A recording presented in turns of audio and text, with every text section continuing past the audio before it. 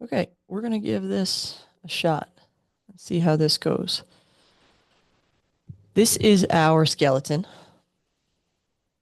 and I want to show you guys today the shoulder anatomy. So what's cool about this is we can zoom in and we can look at all kinds of different things. So we're going to look at his left shoulder here. So the first thing to appreciate is the three bones that make up the shoulder. This is your scapula, this is your clavicle, this is your humerus. Okay, so three bones that make up the shoulder joint. And what's cool about this is we can move him around. We can look at all the angles of this shoulder joint. And the first thing I want you to notice is here, if I take away this humerus, is appreciate the depth or lack thereof of the ball and the socket. That's a tiny little socket and a pretty big surface area of that ball to try to keep stable. It's not inherently a stable joint. Contrast that with a hip. We go down here and we look at the inherent stability of a hip. If I hide that, look how deep that ball and socket joint is for that hip. So if we put it back in there, and then if I hid, I don't know if I can do that, right?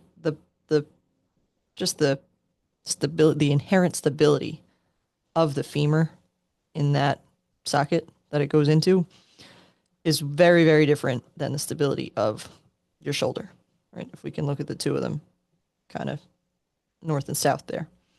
So that's the first thing to appreciate about the shoulder is its inherent lack of stability. Because of that inherent lack of stability, let's start to add some muscles. I'm going to add all the muscles here. Okay, we look at our muscle guy and we can see and appreciate that there's lots of musculature that goes into that shoulder. Let's take away those and we'll add them back in one by one. Okay, so again, the three bones, that's the structure that we're looking at. Let's add in some muscles. So, okay, so far nothing directly in or around that shoulder. We see some muscles that start to form the first layer over here on the neck and the upper back muscle, upper back bones. Nothing inherently on the shoulder yet. Again, second layer, third layer. Now we're getting into our money shot here. These four muscles are your rotator cuff. Nobody ever sits down to explain this to you. Look at, number one, how small they are. Okay?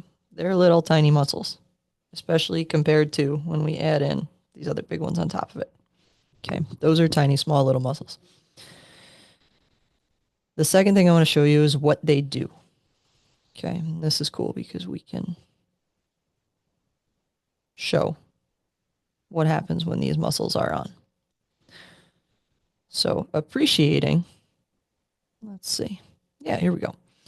Appreciating that there's not a lot of inherent stability in that ball and socket joint that's there. When that supraspinatus muscle is on, and that's the one that's highlighted, it helps keep the ball on the socket as we raise our arm overhead. And again, let's appreciate that your shoulder blade has to move along your ribs in order to get your hand over your head.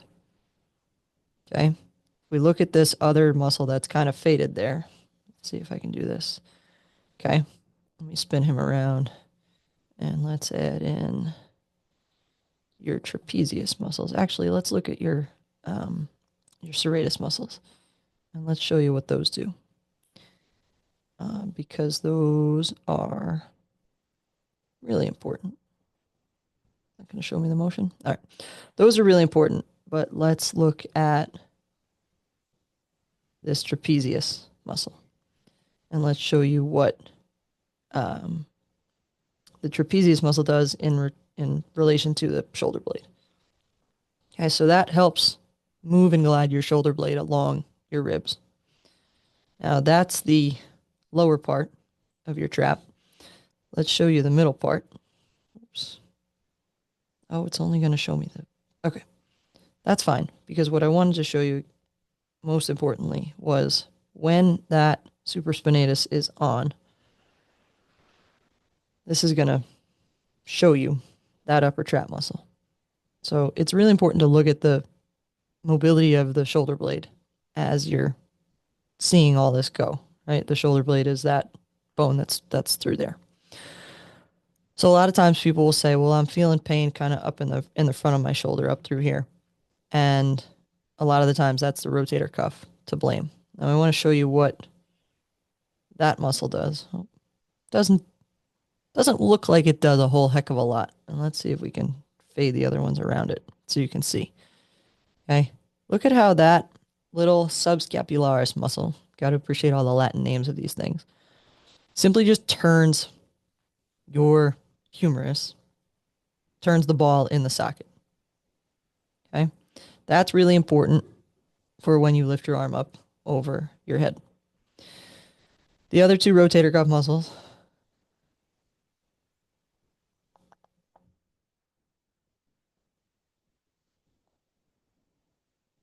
do exactly what they say they do. They rotate that ball in that socket.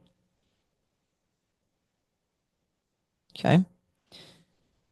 And let's go back. Last but not least is your teres minor. Okay. And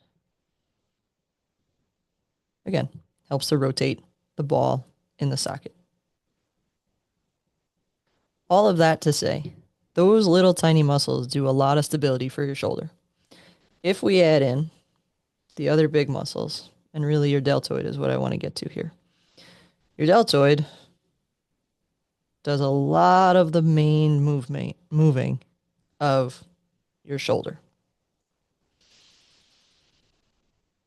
Big muscles do big motions. Little muscles do little motions. So look at how that works in conjunction with that upper trap muscle. Okay. We have a ton of musculature that goes on in here. Okay. We have upper trap. We have deltoid. Right. Let's move them around. We can get rid of those things later. We have biceps. We have triceps. We have muscles that are on your scapula. There's a ton of anatomy here that's really, really, really important to understand. And when you do understand it,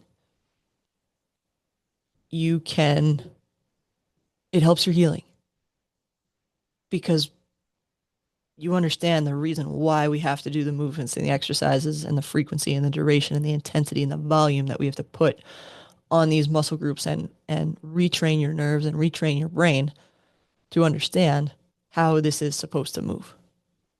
So I hope that helps. And if you have any other questions, let me know. Appreciate you. Keep moving.